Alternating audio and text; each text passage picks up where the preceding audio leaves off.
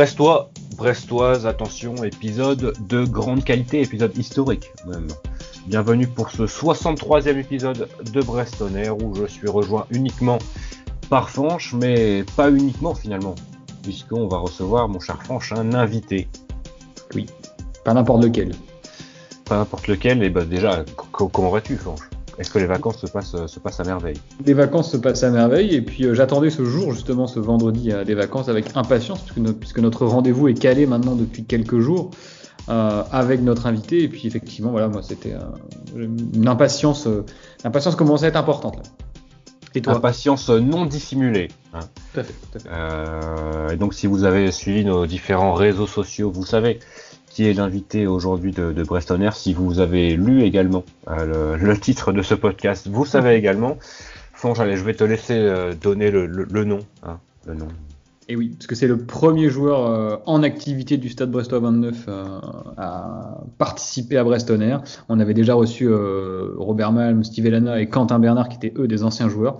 Mais cette fois-ci, c'est un joueur de l'effectif actuel et pas n'importe lequel, puisque c'est Romain Perrault, notre défenseur latéral gauche, qui a eu la très grande gentillesse d'accepter notre proposition. On remercie également, bien sûr, le Stade Brestois 29 de nous avoir donné l'opportunité de pouvoir réaliser cet entretien. Et on espère qu'il va vous plaire, en tout cas. En tout cas, nous, il nous a plu, puisque donc on enregistre cette introduction juste après d'ailleurs l'interview avec Romain Perrault. Et c'est vrai que, de notre point de vue, c'est quand même un très gentil homme. Un chic type. Vraiment un chic type. C'est vrai que c'est vraiment un très bon gars. Un très bon gars qui a été, sans dévoiler les coulisses évidemment, mais qui a été très disponible, extrêmement sympathique avec nous et franchement, il donne une excellente image, si ce n'est des joueurs de football professionnel, en tout cas des joueurs de l'effectif du Stade Brestois. Et très enthousiaste aussi à l'idée de participer à ça, donc vraiment on pouvait voilà, rien dire pas souhaiter. On ne pouvait pas souhaiter davantage, hein, vraiment pour une première de coopération avec le Stade Brestois. Vraiment magnifique. Nous, on va se taire en tout cas pour cette introduction, et on va vous laisser écouter cette petite heure d'entretien avec Romain Perrault. Et de l'autre côté, on va vous souhaiter une bonne soirée, un bon match contre Monaco, et très rapidement pour un nouvel épisode de Brest On Air.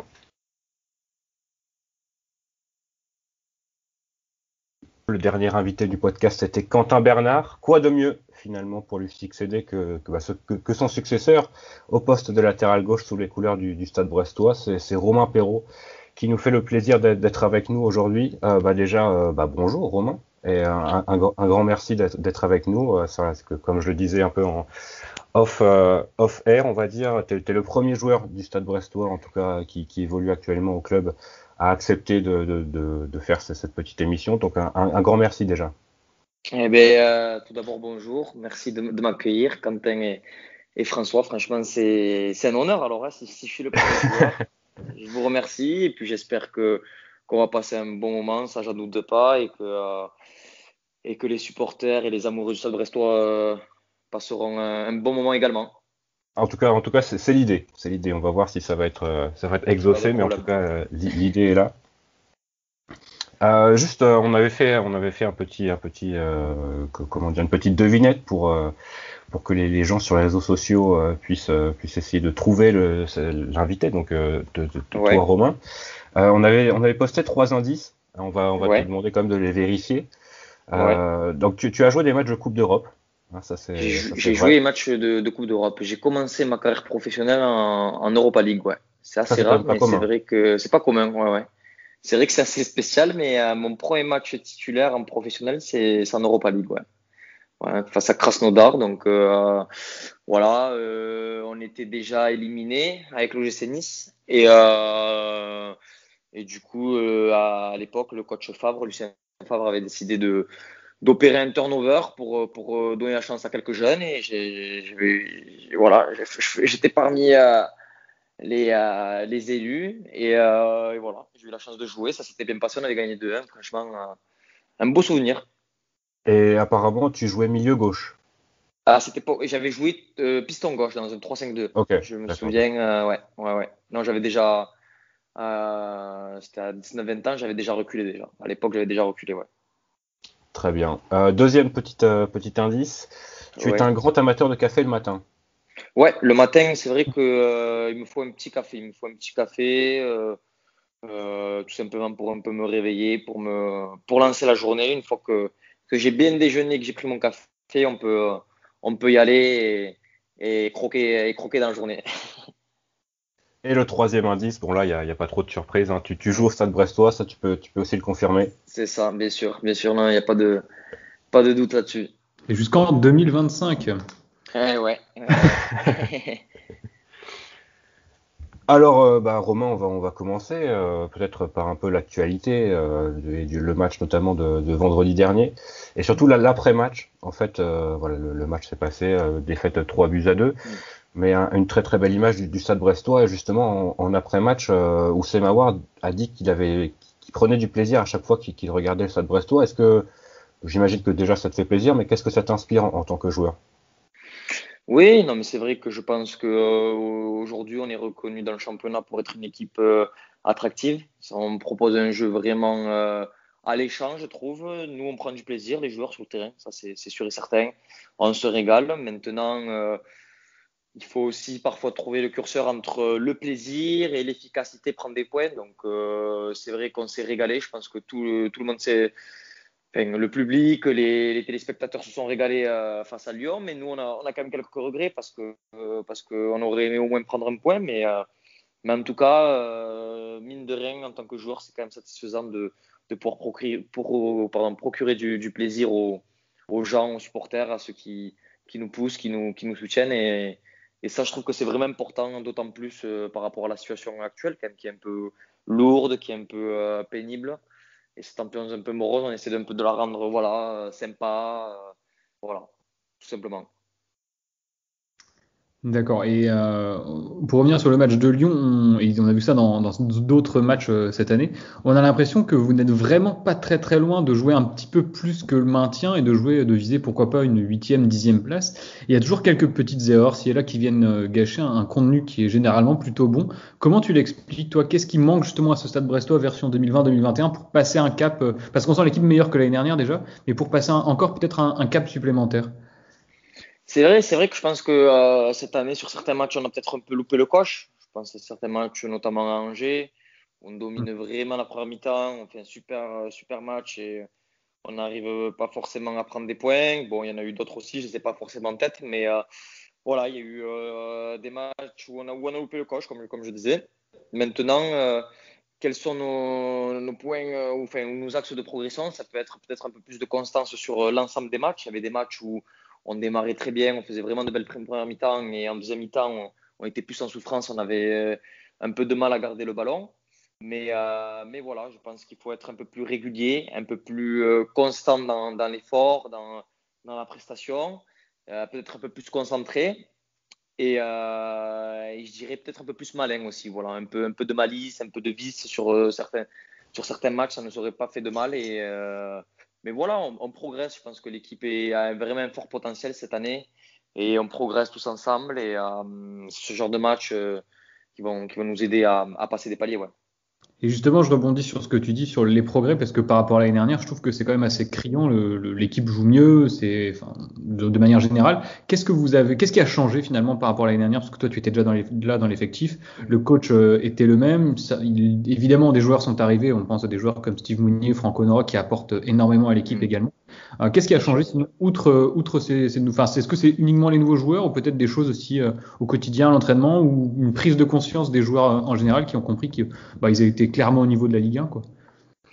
Bon, ce qui a changé, c'est que bon, d'abord, bon, il y a eu la première année en Ligue 1. Je pense que avant tout, c'est une première année d'adaptation. C'est quand même assez rare quand une équipe monte de Ligue 2 à Ligue 1, qu'elle garde, enfin, qu'elle ait une physionomie de jeu tout de suite pétillante. Surtout que je pense que le coach venait d'arriver, il avait besoin de mettre les choses en place, voilà, de s'approprier le groupe, de trouver le bon dispositif, de trouver peut-être les joueurs au bon poste. Mais je pense qu'en fait, il y a eu une très belle préparation estivale.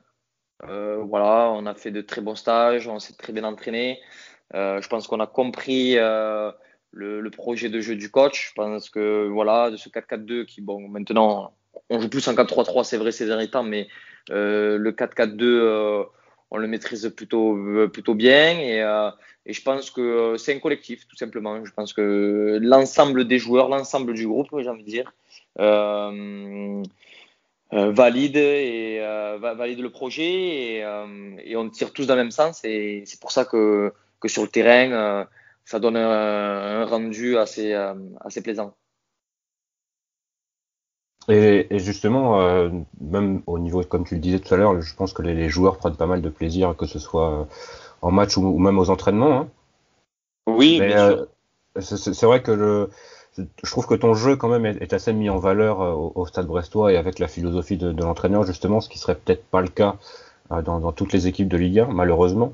Mais c'est vrai que voilà, à quel point est-ce que tu es libre de monter pour aider les actions offensives? Est-ce que par exemple tu as des consignes bien précises à ce niveau-là, ou c'est davantage sur ton ressenti, voilà, sur le moment, sur une action précise?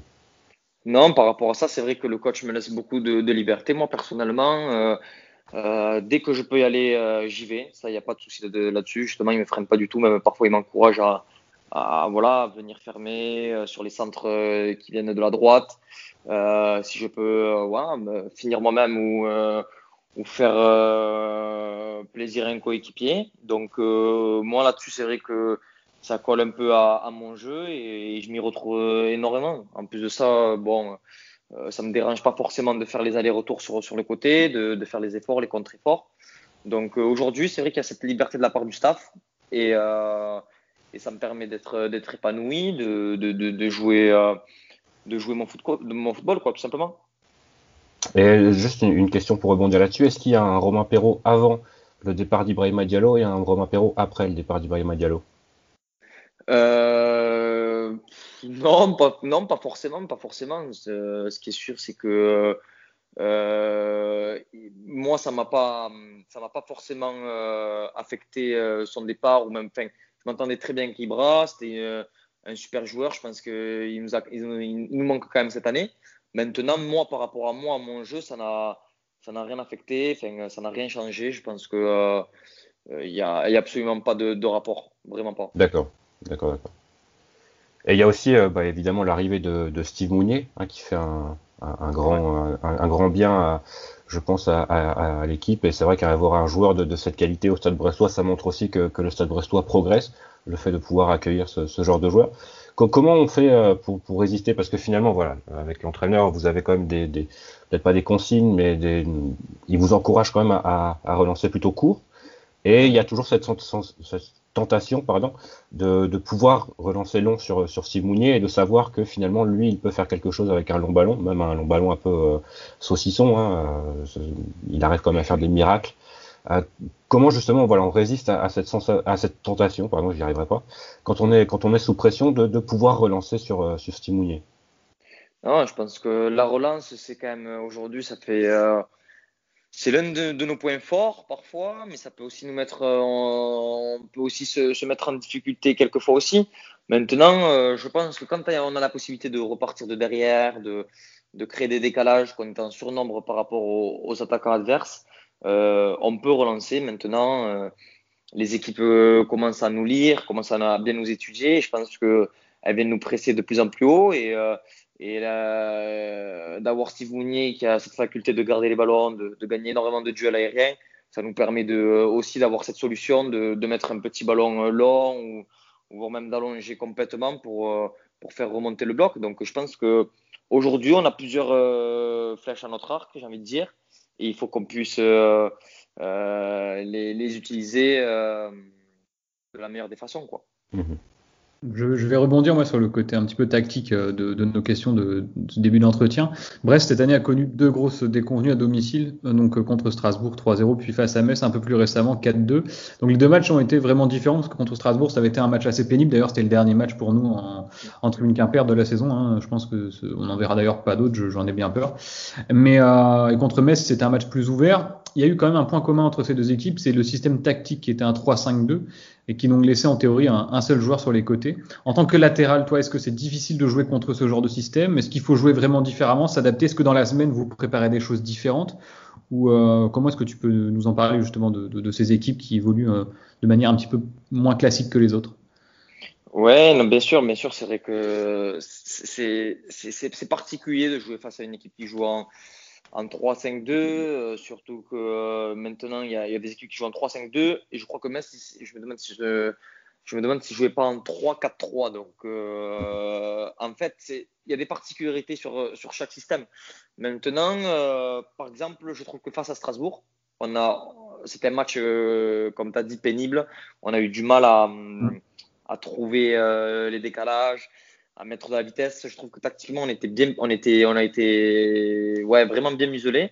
Mais face à Metz, par exemple, ça a été un tout autre match où j'ai trouvé qu'il y avait de la place, mine de rien, il y avait de la place sur les côtés, il y avait de quoi les mettre en danger, même si c'est une belle équipe. Mais voilà, c'est vrai que c'est assez particulier. Ce week-end, on risque d'avoir aussi face à Monaco une équipe qui joue dans un système assez hybride aussi. Donc, il faut vite qu'on s'adapte nous. La semaine, forcément, il y a un travail en fonction. Il y a une équipe qui joue dans le système dans lequel va jouer le Stade Brestois le week-end et l'autre dans le système de l'équipe adverse. Donc, voilà, il y a des petits détails à chaque fois à régler. Essayer de trouver un peu les failles de part et d'autre de l'équipe adverse et faire en fonction, quoi. D'accord. Et toi, dans quel système de jeu justement tu aimerais jouer, pardon? Est-ce que ce 3-5-2 là, tu l'avais évoqué tout à l'heure en début de podcast, pardon, que tu avais joué piston gauche avec Nice, est-ce que c'est quelque chose qui t'intéresserait? Est-ce que c'est quelque chose qui serait possible de voir un jour à Brest selon toi avec l'équipe que vous avez aujourd'hui? Ou au contraire, celle qui est mise en place actuellement te convient parfaitement et est la plus adaptée à nos joueurs? Ouais, c'est vrai que bon, ce dispositif, moi, c'est vrai que c'est un dispositif que j'affectionne parce que en fait, on a encore peut-être qu'il y a moins de tâches un peu défensives. On peut se projeter encore plus offensivement. Donc, par rapport à mon jeu, c'est intéressant. Maintenant, dans un 4-4-2, je m'y retrouve vraiment très bien aussi parce que j'aime défendre. J'aime aussi voilà, m'accrocher dans les duels. Donc, non, non, pas forcément. C'est vrai que maintenant, un 3-5-2, la particularité d'un 3-5-2, c'est qu'il faut avoir aussi peut-être les joueurs pour jouer avec. Alors, ça, c'est au coach d'en décider. Je ne sais pas si aujourd'hui il estime que nous avons les profils pour jouer en 3-5-2, peut-être, peut-être pas, mais il a trouvé aussi ce système de 4-4-2 qui nous convient plutôt bien. Je pense qu'on a vraiment de très bons automatismes là, dans ce système. Et puis, dernièrement aussi, il y a le 4-3-3 avec l'arrivée de Jean Lucas qui nous permet aussi peut-être voilà, d'apporter un souffle nouveau, un peu, une façon différente de jouer, d'occuper le terrain. Donc, c'est intéressant. Mhm. Alors, si on revient un peu en arrière, 18 mois en arrière, tu étais l'une des premières recrues du Stade Brestois d'Olivier Dalloglio et tu étais quand même pas mal demandé après une super saison. On voyait notamment des quelques rumeurs avec le Celtic et évidemment quand on voit Celtic et Brest dans la même phrase, dans la même rumeur, on se dit que finalement le joueur va préférer le Celtic. Quel est finalement le projet de jeu qu'on t'a vendu et qui a visiblement fait pencher la balance? Bon, Enfin, moi, c'est simple. C'est le vrai projet en que général plutôt que le projet de le jeu projet en individuel. général, non. C'est vrai que, bon, déjà, par rapport au Celtic, enfin, oui, c'est vrai que j'avais d'offres concrètes. J'en ai eu trois. J'ai eu Dijon, Brest et le Celtic. Le Celtic, finalement, ils ont reculé au dernier moment. Donc, moi, après, de très concret, vraiment, où il y avait la possibilité, j'avais l'opportunité entre Brest et Dijon. Et en fait, mon choix a été fait depuis un petit moment parce que j'ai eu Greg Lorenzi au téléphone. Voilà, j'ai eu un très très bon rapport avec lui. Il m'avait expliqué un peu quelle était l'idée de construction du club, qu'est-ce qu'il voulait mettre en place. Et puis après, ce qui a aussi forcément, on va dire, fait pencher la balance, c'est d'avoir eu le coach au téléphone. Parce que pour moi, quand on est un joueur, qu'on qu'on s'apprête à quitter un club, la relation entre un coach et un joueur, c'est hyper important de savoir que le coach te veut vraiment, qu'il a une idée en tête derrière, qu'il aime ton profil. Enfin, toutes ces choses-là, je pense que ça aide Ça permet aux joueurs de se dire que bon, je vais arriver dans un club. Bien entendu, il faut s'intégrer dans un collectif, il faut gagner sa place. Mais je sais qu'aujourd'hui, le coach valide mon profil et aime la façon dont je m'exprime. Donc, moi, à partir de là, dès que j'ai eu ces contacts, j'ai pas réfléchi longtemps. Je voulais tout de suite aller à Brest et voilà. Et aujourd'hui, je suis content d'avoir fait ce choix. Je suis vraiment très content d'être ici, quoi. Et même en tant que sudiste, ça t'a pas fait peur de venir à Brest? Ah non, ben non, forcément. C'est vrai que je m'attendais pas à un temps comme ça, mais tu vois, regarde, aujourd'hui, il fait super beau, donc Oui, profite. j'ai l'impression de retrouver un peu mes racines. Donc non, le temps, c'est vraiment anecdotique, hein. Le plus important, c'est d'être dans un club où on se sent bien, c'est un club familial. Il y a une très belle ferveur ici, les supporters sont extra et voilà, je me sens bien, j'ai mon petit cocon, je suis bien ici, quoi. Donc en fait, ce qu'on t'a vendu, Grégory Lorenzi ou Olivier Deloglio, lors de ton arrivée, tu t'y retrouves aujourd'hui? Ouais, bien sûr, complètement, complètement. Après, vous savez, enfin, je sais très bien que dans le foot, il y a ce qu'on promet, entre Mhm. guillemets, le papier et puis le terrain. Donc voilà, il y a eu des moments où c'était un peu moins bien, forcément, où j'ai dû aller sur le banc, ce qui est totalement normal, où j'étais moins performant, où j'avais un peu plus de mal. Mais comment expliquer ça? Pour moi, c'est hyper important de savoir que, mine de rien, on a confiance. On a confiance en toi.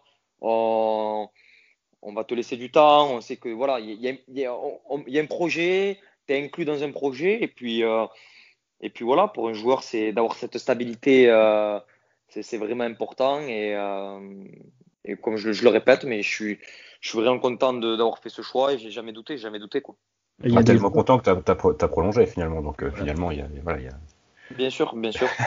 Moi, j'ai une petite question juste pour finir sur cette arrivée et pour aller un petit peu plus Ouais. loin. Et donc, tu avais d'autres contacts à droite à gauche. On a vu Mm, plus récemment que là, pareil, pour son prêt, Jean Lucas il pouvait aller à Nantes, il est venu à Brest. C'est quoi ouais. le secret Grégory Lorenzi? Qu'est-ce qu'il fait? Qu'est-ce qui se passe avec Grégory Lorenzi pour être aussi efficace pour recruter des joueurs? Bon, alors ça, c'est son secret. Moi, je l'ai pas personnellement, donc je sais pas ce qu'il leur dit et qu'est-ce qu'il leur promet. Non, mais sérieusement, ce qui est sûr, c'est que Greg, c'est quelqu'un qui est honnête. Donc, quand il dit quelque chose, ça se passe. Ça, Mhm. c'est une qualité qui n'est pas forcément commune chez tous les directeurs sportifs. Donc, voilà. Après, moi, personnellement, je sais pas. On a de très bons rapports, mais professionnellement, je sais pas vraiment réellement ce qu'il fait. Donc, comment ça se passe. Mais en tout cas, je Il le fait pense bien. que voilà, ce qu'il fait, c'est plutôt bien. Et aujourd'hui, le recrutement est vraiment cohérent et on a un bon groupe. Il a réussi à former un très bon groupe. Ouais. Ok, bon bah c'est déjà une très bonne chose. Alors j'enchaîne, tu as parlé justement tout à l'heure du fait que tu t'étais retrouvé un petit peu sur le banc l'année dernière après des matchs où enfin, tu dis que tu étais un petit peu moins bien et que tu considères que c'était normal. On a senti pourtant une réelle progression quand même chez toi depuis tes débuts en Ligue 1 avec Brest face à Toulouse justement en août 2019 si je dis pas de bêtises. Et aujourd'hui, donc concrètement toi comment t'expliques cette évolution? Est-ce que tu as modifié des choses dans ta manière de t'entraîner, des consignes que tu as mieux comprises, l'adaptation peut-être à l'équipe qui a été différente? Vous jouiez peut-être de manière différente au PFC, ton club précédent. Comment est-ce que voilà, tu t'es adapté à la Ligue 1 pour aujourd'hui devenir un joueur qui est réputé dans notre championnat, mine de rien? Oui, non, c'est sûr que bon, quand je suis arrivé, moi déjà, il fallait que je m'adapte. Donc déjà que je m'intègre à un collectif, ce que j'ai dit tout à l'heure, c'est-à-dire qu'il y avait un groupe qui venait de monter. Voilà, moi je suis un peu arrivé sur la pointe des pieds parce que je suis quelqu'un qui, ouais, enfin, je suis pas une grande gueule. Quand j'arrive dans un groupe, j'essaie vraiment de m'intégrer en me faisant les efforts, en essayant d'être le plus clean possible, en essayant d'être voilà de respecter tout le monde, tout ça. Et puis après, il y a aussi l'adaptation à la Ligue 1. Je pense que au début, voilà, ça va beaucoup plus vite. Il y avait peut-être voilà, une charge émotionnelle au départ qui n'était pas la même que quand je suis arrivé au PFC parce que je me disais, j'avais envie peut-être de prouver, de me dire, bon, je viens d'arriver à Brest maintenant, voilà, j'ai envie de rendre cette confiance, tout ça. Mais je pense que au final, cette année, cette première saison m'a fait énormément de bien parce que voilà, ça m'a permis de gagner en maturité, de gagner en expérience. J'ai mine de rien joué une vingtaine de matchs avant que le Covid stoppe la saison. J'ai pu jouer les gros matchs. Ça m'a permis vraiment de me confronter à ce niveau, de tâtonner un peu toute la division. Et puis après, il y a eu cette coupure. Je suis rentré chez moi. Le fait aussi de couper avec le foot pendant longtemps, de prendre conscience de certaines choses, ça m'a permis de revenir avec beaucoup plus de fraîcheur. Je suis arrivé avec les dents qui rayent le parquet, comme on dit, mais surtout pour prendre du plaisir, en fait. Surtout pour prendre du plaisir. Et en fait, je pense que j'ai jamais douté. Voilà, ça aussi, c'est vrai que mentalement, c'est important. C'est-à-dire que, voilà, il y a des moments où c'est peut-être un peu moins bien, mais il y a eu des moments aussi où l'année dernière, j'ai trouvé que je faisais des bons matchs, mais que je n'étais pas forcément récompensé. Voilà, j'avais pas forcément de stats. Aujourd'hui, j'ai plus de stats, donc tout de suite, la lumière et voilà, n'a pas le même effet sur le joueur. Donc il y a toutes ces choses-là. Et puis, j'ai fait une très bonne préparation. Je suis arrivé avec beaucoup d'envie de détermination. Et puis, cette année, il y a eu aussi, comme je le disais, les statistiques, mine de rien, même si pour moi, j'apporte vraiment pas d'importance, mais en termes de confiance, ça donne beaucoup de confiance. Ça permet de s'émanciper dans un groupe. Ça permet voilà, d'être plus serein. Et puis aujourd'hui, l'expérience d'entamer une deuxième saison en Ligue 1, voilà, on est plus serein, on est plus mature, on a plus de vis. Donc aujourd'hui, c'est sûr que je me sens encore mieux qu'à mon arrivée. Enfin, tu parles des statistiques, même si tu dis n'y apporter peut-être qu'une importance secondaire, on a quand même senti que ce but à Dijon, si je dis pas de bêtises, c'est ton premier but avec Brest, t'as quand même libéré d'un poids et on a vu presque un autre Romain Perraud après. D'ailleurs, tu marques contre Lorient très rapidement ensuite, face à Lille, tu délivres beaucoup de passes décisives. L'impression que ça a été peut-être aussi un petit déclic mental finalement, un cap que tu as pu passer à ce moment-là. Non, mais c'est vrai que moi, je trouve quand même que l'année dernière, bon, j'ai une analyse de mon jeu assez exigeante, mais l'année dernière, j'ai trouvé qu'il y avait eu vraiment de bons matchs et où parfois, notamment en deuxième partie de saison, où j'étais pas forcément récompensé, soit par une passe décisive, soit par un but.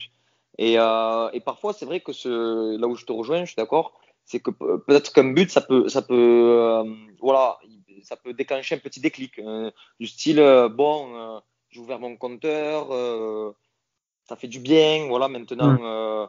En termes de confiance, c'est vrai que ça m'a permis d'être gonflé à bloc, quoi, de me dire, bon, voilà, j'ai pu déclencher le compteur.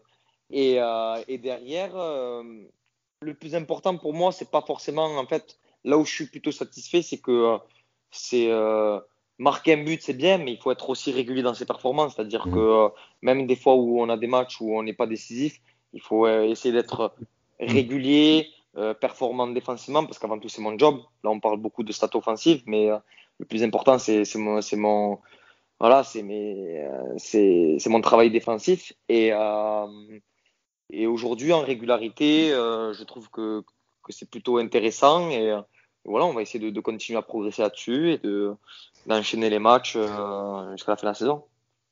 C'est vrai que tu parlais tout à l'heure de ta préparation cette saison qui a été particulièrement bonne. J'ai trouvé, c'est vrai que t'en as parlé, t'es vraiment arrivé avec beaucoup de détermination et rien que dans les matchs amicaux, on a senti un Romain Perraud qui était vraiment en grande forme dès le début. Est-ce que t'as fait des choses particulières pendant le confinement pour je sais pas, rester en forme ou je sais pas, se remettre en question ou voilà, des choses comme ça autour de ta personne, on va dire.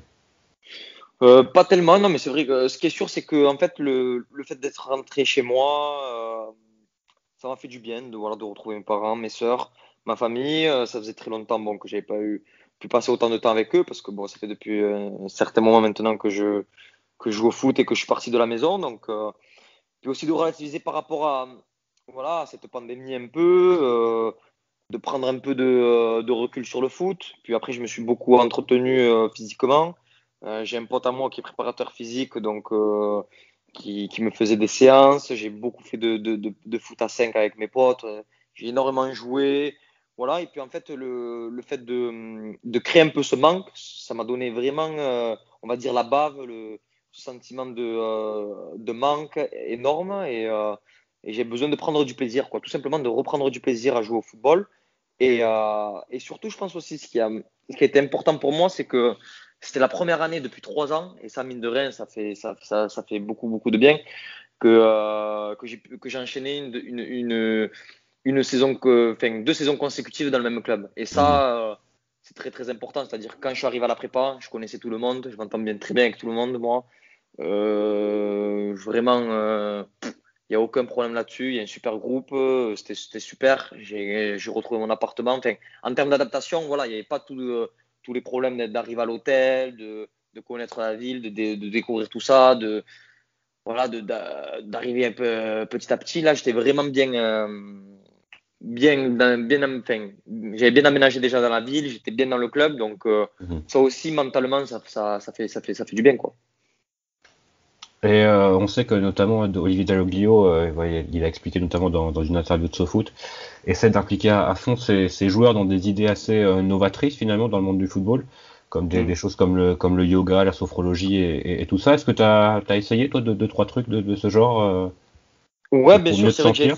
ouais, j'avais fait quelques séances de yoga moi l'année dernière. C'était vraiment intéressant, notamment pour la respiration, le fait d'être plus détendu, gagner en souplesse, tout ça. Bon, après avec le Covid, j'ai arrêté. Ça fait longtemps que je n'en ai pas fait là, mais c'est très intéressant, quoi. C'est vrai qu'il y a des pratiques qui peuvent aider le joueur aujourd'hui, enfin, n'importe quel joueur. Donc c'est intéressant.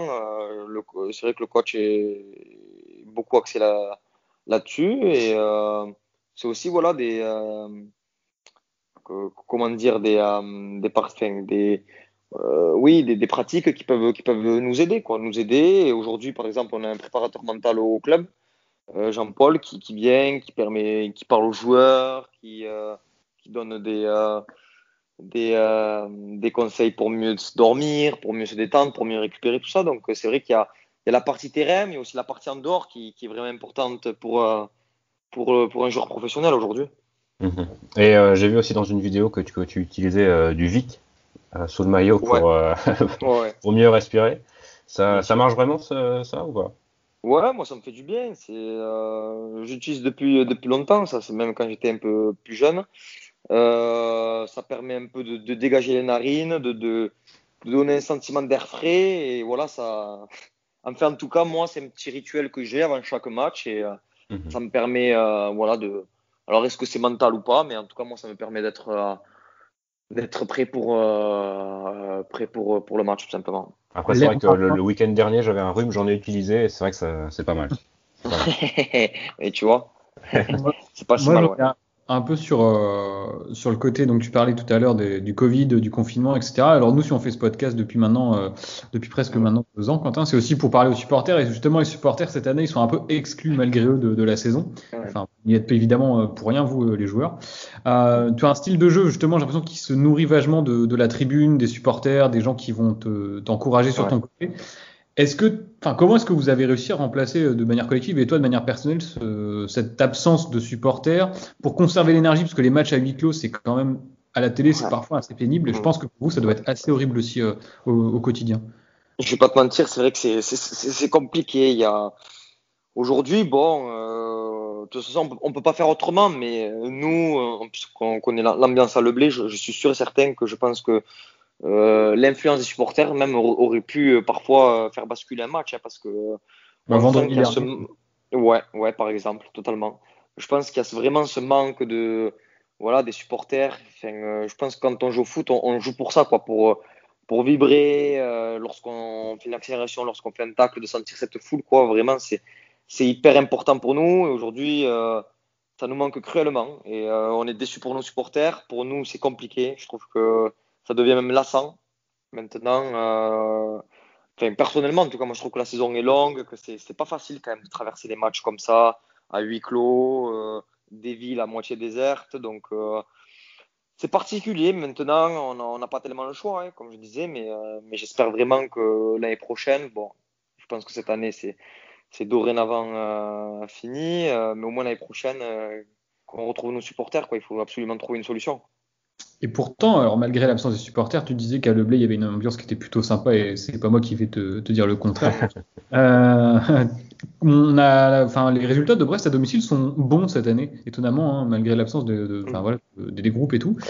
Comment t'expliques ça? Vous avez quand même vos repères, c'est un petit stade, peut-être que les adversaires sont pas habitués à jouer dans des stades aussi petits, entre guillemets, même si le terrain est le même normalement pour tout le monde. Comment tu l'expliques ça Parce qu'il y a vraiment une dualité quand même, toujours comme l'année dernière, entre domicile et extérieur. On voit que vous êtes 10e à l'extérieur et à domicile, vous êtes 5e ou 6e derrière les cadors.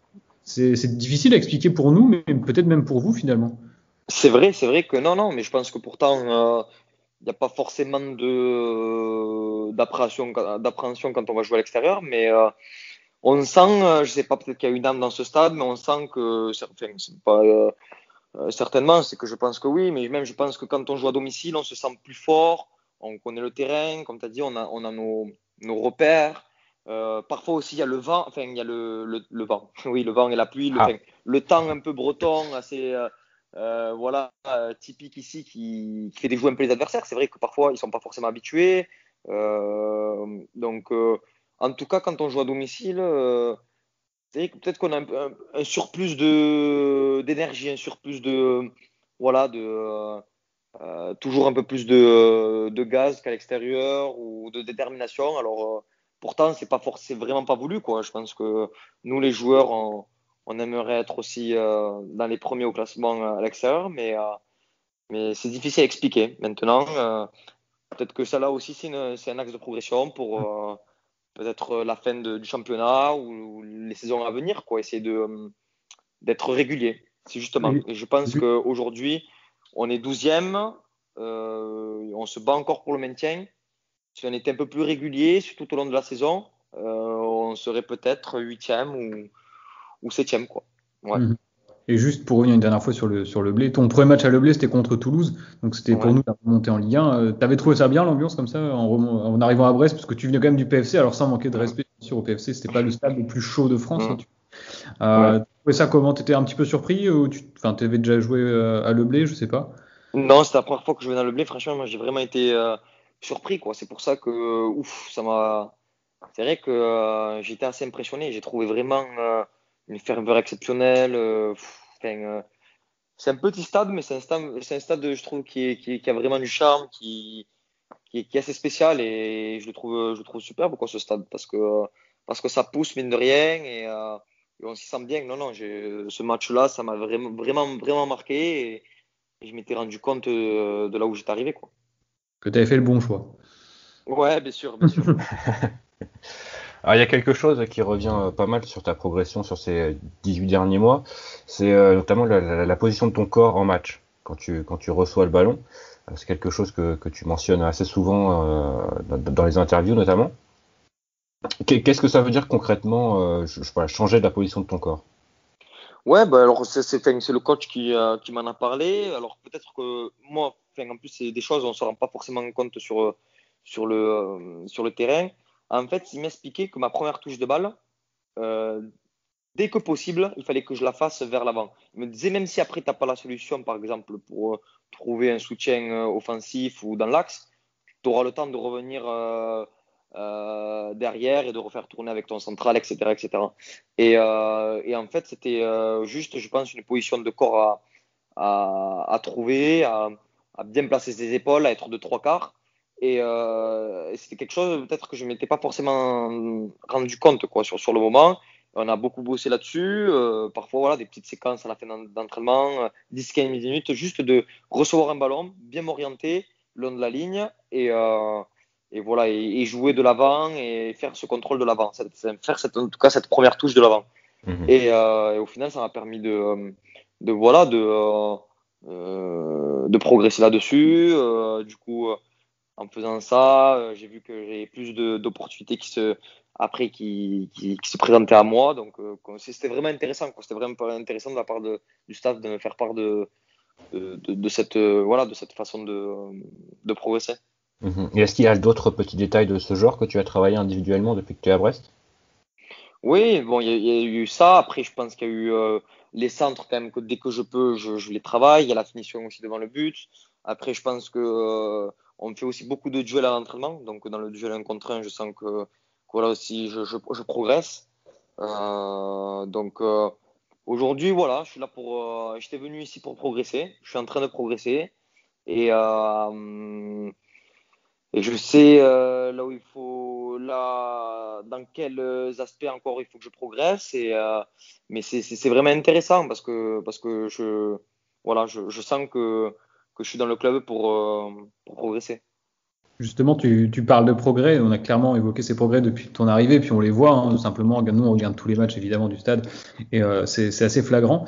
On dit que l'appétit vient en mangeant. Donc maintenant que tu es indéboulonnable au poste d'arrière gauche au Stade Brestois, tu as prolongé, tu as une certaine cote en Ligue 1. Même si nous, évidemment, on espère te voir jouer jusqu'en 2025 et pourquoi pas au-delà avec le stade. Quel est toi ton... T'es pas obligé de répondre si c'est une question qui te met mal à l'aise, mais quelles sont tes ambitions personnelles, peut-être à moyen et plus long terme? Alors honnêtement, moi c'est vrai que je vais peut-être vous surprendre, mais je suis quelqu'un qui je me fixe pas vraiment d'objectif par rapport ou de plan de carrière. Enfin tout ça, c'est moi je sais que c'est pas pour moi. Je suis vraiment je prends match après match. Bon, c'est un peu bateau de dire ça, mais c'est complètement vrai. C'est-à-dire que pour moi, je joue un match. Voilà, j'essaie de donner le meilleur de moi-même. Ça se passe bien, ça se passe un peu moins bien, ça se passe mal, peu importe. Mais tout de suite, voilà, je passe à autre chose. Je prends le match d'après directement. Et en fait, je pense que c'est ce qui permet d'avoir une ligne conductrice et d'essayer d'être régulier. Donc la suite, moi aujourd'hui, je sais que il y a une relation de confiance qui s'est créée avec le Stade Brestois. Voilà, je suis vraiment content d'avoir pu prolonger l'aventure ici. Il y a une fin de saison à venir. Alors après, le futur, c'est pas que je vais botter en touche, mais je sais vraiment pas de quoi ça sera fait. Alors c'est vrai qu'aujourd'hui, il y a des intérêts de certains clubs, mais moi, ce qui est sûr, c'est que le concret aujourd'hui, c'est que je suis très bien ici, que je me sens bien ici et que pour l'instant, il n'y a pas de raison que je ne sois pas brestois, quoi. Et qu'est-ce que tu as pensé de la petite vidéo qu'a fait le Stade Brestois sur ta prolongation sur les réseaux sociaux, avec leur boulot notamment? Ouais, je trouve que c'était vraiment sympa. Je trouve que voilà, c'est un peu nouveau. Ça apporte de la fraîcheur. Je m'attendais pas du tout. En fait, et en fait, on m'a prévenu le jour même de ma prolongation qu'ils allaient faire un petit montage. Enfin, les mecs de la com, et j'ai trouvé ça sympa, quoi. On a profité d'avoir leur boulot avec nous pour justement faire un peu ce petit clin d'œil l'intérêt, c'est que bon, ben, ça met un peu le club en lumière, ça met un peu la communication du club en lumière et tout le monde est gagnant quoi, là-dessus. Et Alors, t'as quelques collègues qui peuvent peut-être avoir un avenir dans le cinéma aussi, hein. Ah là, ouais, il y a de très bons acteurs là. Franchement, ils m'ont régalé. Ils m'ont très régalé. bien, Ngoma. Ouais, très très bon. Et juste, même si évidemment ton plan de carrière, je comprends que ben, c'est logique que tu essayes de progresser en voyant plutôt à court terme, mais au-delà de plan de carrière, est-ce que tu as même pas des clubs, mais des championnats qui t'intéresseraient ou un style de jeu en particulier peut-être qui te ferait plus rêver, que ce soit l'Allemagne, l'Angleterre, ou alors non pas du tout vraiment, tu es focus encore sur Brest, quoi. Non, c'est vrai que moi, ben, je suis vraiment focus sur Brest. Après, en tant que rêve là, si je dois te parler en tant Ouais, c'est que ça. rêve de gosse, c'est vrai que quand je vois le championnat allemand, ça me plaît. Et le summum, pour moi, c'est vraiment la première ligue, quoi. Je pense que si un jour j'ai l'opportunité, enfin, le rêve d'aller en première ligue, ça serait exceptionnel parce que ben, c'est vrai que moi, en plus, en Angleterre, je suis beaucoup Chelsea. Tu vois, enfin, depuis petit, j'ai eu l'occasion d'aller voir un match à Chelsea. Quand j'étais tout petit, j'avais vraiment été impressionné. Et c'est un championnat qui me plaît énormément, quoi. Je trouve que voilà, cette culture anglaise, c'est super. Mais ces deux championnats-là, l'Angleterre et l'Allemagne, en tout cas, je me régale quand je les vois jouer. Ouais. Ah, par contre, le temps à Londres est différent de celui dans le sud. Ah oui, oui, ça c'est sûr, ça c'est sûr. Il va Rien à falloir voir. que M. Abramovich mette de l'argent sur la table. Non, mais bon, c'est vraiment un rêve, quoi. Ça serait Bah, magnifique, ça serait bon. Mais bon, j'y pense même pas, quoi. Honnêtement, Mhm. j'y pense même pas. C'est pas, c'est pas du tout en tout cas le moment où de penser à ces rêves, enfin, à ce genre de rêve. Je pense que dans le foot, faut vivre au jour le jour, mhm. profiter du moment parce que en fait, on voit que les carrières, ça passe vite, mine de rien. Et aujourd'hui, je suis bien dans un club, je suis très bien ici, j'étais très bien accueilli, enfin très bien accueilli. Voilà, tout va bien. Depuis 18 mois, il y a un joueur, moi c'était une question, j'étais assez curieux à ce sujet, qui est donc Ludovic Ball, qui est ton principal concurrent entre guillemets. Voilà, il a 34 ans, il va sur ses 35 et il a jamais abandonné sur son cursus professionnel malgré plusieurs blessures récurrentes, notamment ces dernières saisons. Ouais. Il est vraiment prêt à chaque fois qu'on fait appel à lui. Pour moi, ça démontre un vrai professionnalisme. Et j'ai l'impression que la concurrence entre vous est très saine, que c'est à la fois un bon joueur et un homme vraiment sympa. Et je voulais savoir si t'avais aidé quand ça allait un peu moins bien, notamment la saison passée, et qu'il a pu t'apporter un peu cette expérience que peu ont finalement dans l'effectif. Oui, non, mais c'est vrai que Ludo, c'est un super mec, un super joueur. C'est quelqu'un qui a de la bouteille, qui connaît, voilà, qui maîtrise vraiment le sujet. Et en plus de ça, c'est vraiment, moi, c'est vrai que c'est un super mec parce qu'il y a eu des moments où enfin, il n'hésite jamais à me donner des petits conseils, même que ce soit lui qui joue ou que ce soit moi qui joue, peu importe, franchement, ça a jamais rien changé à notre relation parce que voilà, je le considère un peu, moi, quand il me parle, c'est vrai que je l'écoute énormément, quoi, parce que il a cette expérience du haut niveau, il a une très très belle carrière. Et je pense que c'est vraiment.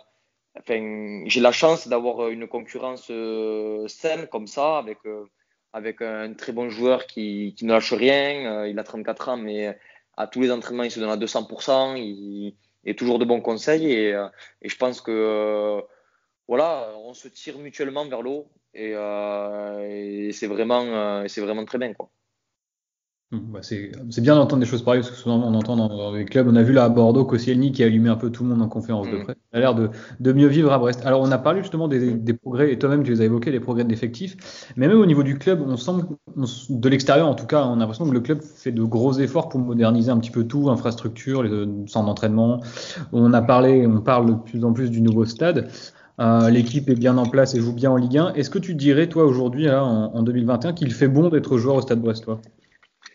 Je pense que, bien sûr, je pense que c'est un club qui attire. Donc, on le voit, par exemple, aujourd'hui, que ce soit, comme vous l'avez dit tout à l'heure, un Jean Lucas qui vient se faire prêter à Brest, un Bandjougou Fadiga qui vient se faire prêter à Brest, alors qu'ils sont dans de grosses écuries françaises. C'est que aujourd'hui, je crois que le club est en train de récolter un peu le travail accompli des dernières années. Je pense que c'est un club qui bosse bien, le directeur sportif bosse vraiment bien, le staff aussi. Donc aujourd'hui, voilà, il y a vraiment, je pense, une belle osmose dans le club et c'est un club qui est en train de grandir. Donc maintenant, il faut essayer de pérenniser le club en Ligue 1. Je pense que c'est ça le plus important. Continuer à grandir, à progresser, mais il faut pas oublier non plus que le club aujourd'hui le Stade Brestois c'est le plus petit budget de Ligue 1 avec Nîmes, donc voilà, il y a pour l'instant l'objectif ça va être le maintien au début et puis après à voir comment se développe le club, mais je crois que qu'il y a vraiment de bonnes choses qui sont faites, notamment par exemple au niveau des infrastructures, le centre d'entraînement, les terrains sont très bons, il y a plein de choses comme ça. Nous les joueurs on a la chance de manger au club le midi. Enfin, je trouve que c'est vraiment, il y a vraiment des efforts qui sont faits, qui ont été faits, qui sont bénéfiques pour tout le monde et ça se retranscrit sur les résultats. Mhm. Alors quelques petites questions puisqu'on va arriver vers la fin de ce podcast. Ça fait déjà presque une heure que tu es là et on te remercie encore une fois évidemment. Est-ce que voilà, on parlait tout à l'heure d'Angleterre, d'Allemagne. Est-ce que tu es un grand consommateur de football en dehors des matchs du Stade Brestois? Grand consommateur de football, ouais. Franchement, je loupe presque pas un match. Bon, déjà la Ligue des Champions, on peut compter sur moi toujours. Après, ben, forcément, la Ligue 1, beaucoup de Ligue 1, la Ligue 2 aussi, enfin, un peu de tout, quoi. C'est vrai que je m'intéresse à tout le football et je suis un passionné, un vrai passionné, tout simplement. Donc là-dessus, je me régale. Et justement, est-ce que quand tu regardes ces matchs, tu arrives à te détacher ou tu regardes particulièrement le joueur qui évolue à ton poste? Ça dépend, ça dépend. C'est vrai que quand je vais regarder la Ligue 1, par exemple, je vais regarder peut-être le côté droit adverse. Donc à qui peut-être je vais avoir affaire, quelles sont les spécificités des joueurs, tout ça. Quand je regarde les matchs de Ligue des Champions, c'est vrai que je m'inspire beaucoup des joueurs un peu à mon poste, quoi. Par exemple, j'ai regardé Atalanta Real Madrid, la performance de Ferland Mendy, tu vois, ça me donne des idées, voilà, ça me permet de voir qu'est-ce qu'il y a encore, quelles sont les étapes encore à franchir pour atteindre ce genre de niveau. Donc, ouais, bien sûr, je suis attentif à tout ça, ouais. Mhm. Lorsque tu es arrivé à Brest, tu avais déjà bonne presse, parce que je me semble que France Football t'avait élu meilleur joueur de Ligue 2, ou en tout cas meilleur défenseur de Ligue 2. Mais tu as quand même passé un cap depuis. En Ligue 1, maintenant tu es reconnu. Hein, si on regarde les différents classements de l'équipe, tu es souvent, enfin, il est arrivé que tu arrives dans l'équipe type, etc. Est-ce que c'est facile à vivre, même si tu es à Brest et qu'on est quand même une ville un petit peu loin de tout, hein, on a l'habitude de le dire ici, est-ce que c'est facile à vivre pardon, cette notoriété qui est grandissante avec les réseaux sociaux, les agents, les sommes qui explosent un peu dans le monde du foot, ou enfin, tu as l'air d'avoir la tête sur les épaules, mais comment est-ce que toi tu le vis justement cette notoriété qui, ben, tu peux pas nier, je pense que t'es de plus en plus connu maintenant dans le milieu. Oui, non, c'est sûr que bon, mais forcément cette année, c'est vrai voilà, j'entends plus parler de moi, mais bon. Après, moi, c'est vrai que j'essaie de garder les pieds sur terre. Je pense que j'ai la chance d'être bien entouré. Voilà, voilà, je pense que je dois beaucoup à ma famille, à mes parents, à mes sœurs, enfin, tout mon entourage, tout ça. J'ai des agents aussi qui sont, voilà, qui sont vraiment, qui ont vraiment la tête sur les épaules. Et puis après, je pense que, en tout cas, moi, comment j'aborde, enfin, la façon dont j'aborde un peu la vie en général, c'est que quand tout va mal, je suis pas quelqu'un qui va me mettre la tête sous l'eau, c'est-à-dire que je vais vraiment essayer voilà, de rester positif. Bon, aujourd'hui, ça va pas bien, mais ça ne peut pas être pire, ça va aller mieux, tout ça. Et quand tout va bien, ou quand enfin, voilà, ou quand vraiment ça marche bien, je suis pas quelqu'un qui va vraiment m'enflammer tout de suite, bon, voilà, enfin, qui va péter un câble ou qui va craquer mentalement.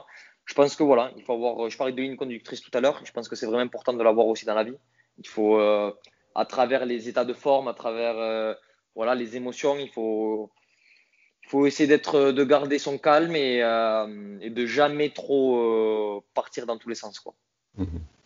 Alors, Et t'es c'est aussi pour ça dans. qu'aujourd'hui, enfin, pour répondre à ta question, par rapport à l'autorité, tout ça, j'apporte pas forcément d'importance et voilà, ça me touche pas, quoi. Mhm. Alors, t'es l'un des joueurs qui lance le plus ton maillot dans la route de Quimper. Alors, quand il y avait des supporters ici, j'espère que tu le fais pas actuellement parce que il y aurait personne pour le récupérer. Ouais. Mais pourquoi? Parce Pourquoi? qu'on est Ben sympa. pourquoi? Parce que non, parce que les supporters, tout simplement, en fait, moi, je te donne une petite anecdote. Quand j'avais 6 ans, moi, j'allais voir les matchs du Toulouse Football Club. J'étais abonné de mes 6 ans jusqu'à mes 11 12 ans au TFC. J'allais voir tous les matchs. J'étais vraiment un passionné. Et moi, c'est quelque chose quand il y avait un joueur professionnel qui donnait son maillot, je sais pas, enfin, j'en avais des paillettes dans les yeux. Et aujourd'hui, je pense que si je peux rendre l'appareil, c'est totalement normal, quoi. Je pense que quand je vois toutes ces personnes-là qui, euh, qui nous supportent, qui sont derrière nous, je pense il faut faire un petit geste et c'est vraiment important. Et j'essaie de le faire dès que je peux. Même si, tu vois, j'étais un petit peu déçu parce que j'avais donné mon maillot, je crois, contre Monaco, justement, au match aller. Et j'ai vu qu'il avait été essayé d'être revendu sur eBay ou Le Bon Coin, tu vois. Et C'est honteux. ça, ouais, ça, c'est par Ouais, rapport à ça, c'est un peu dommage. C'est Brendan Chardonnay qui me l'avait dit. Ouais. Chardonnay, Enfin, il en a tout vu cas, aussi. c'est pas ma vision du football, quoi. Moi, je pense que, en tout cas, quand j'étais petit, quand je recevais un maillot d'un joueur, enfin, je sais pas, pour moi, c'est particulier, quoi. Mais en tout cas, je continuerai à le faire parce qu'on va pas s'arrêter à une ou deux personnes, quoi. Tout Mhm. simplement. Et peut-être voilà, une dernière question pour terminer. Quel est le moment fort de tes 18 premiers mois au Stade Brestois? Alors, mon moment fort, ouf, hein, c'est une question assez compliquée parce qu'il y a eu vraiment de bons moments. Ah ouais, Mais tu peux tous les citer si tu veux. non, mais c'est vrai que bon, il y a eu ma signature déjà au club, un très très bon moment. Après ma première en Ligue 1 face à Toulouse. Après, il y a eu ce match aussi l'année dernière à Nice. Voilà, mon premier match face à mon club formateur où c'était particulier, moins fort. Après, en termes de jouissance sportive, je pense que c'est Lorient. Lorient à domicile cette année. On avait réalisé vraiment un match exceptionnel. J'ai eu la chance vraiment d'être à la finition de cette action exceptionnelle de 17 passes consécutives là. Donc voilà, il y a eu vraiment de très bons moments. Non, mais en plus après il y a des moments où en dehors du foot, tout ça. Je pense que dans la vie en général, voilà, il y a le terrain, il y a eu aussi ces moments voilà où moi j'ai eu l'opportunité de chanter avec le mégaphone avec les supporters. Franchement, il y a vraiment de très très bons moments. Je pourrais en citer plusieurs. Donc c'est des super souvenirs qui restent gravés, quoi. Je vais juste rebondir puisque tu parlais de Lorient. Alors je vais pas rebondir sur l'affaire. Voilà, est-ce que les joueurs ont porté attention à ce qui s'est passé au niveau du marché des transferts. Mais c'est vrai que ce soit Lorient cette année ou même Rennes, et surtout Rennes l'année dernière au Roazhon Park, on a l'impression que tu es un vrai joueur de derby. Ouais, non, c'est vrai que les derbies, enfin, moi depuis que je suis arrivé en Bretagne, on sent que ça, il y a vraiment le mot derby prend tout son sens, quoi, ici. C'est quand tu joues face à Lorient, quand tu joues face à Guingamp, encore plus face à Guingamp, mais quand tu joues face voilà, à Rennes, toutes les équipes de la Bretagne, c'est vraiment des matchs particuliers, quoi. Tu sens qu'il y a une atmosphère particulière, c'est un peu plus de tension, tout ça, mais c'est vraiment de bons matchs, quoi. Pour les joueurs, c'est très, très intéressant de faire ce genre de match. Là, parfait. Très bien. Un grand merci. Un grand merci, Romain. Merci beaucoup, Romain. Merci beaucoup à vous. C'était super sympa. Une bonne fin de saison, surtout, et au plaisir de pouvoir venir te supporter, que ce soit à domicile ou à l'extérieur. C'est vrai que ça nous manque autant qu'à vous. Ouais, donc, c'est tout ce qu'on se souhaite, en tout cas.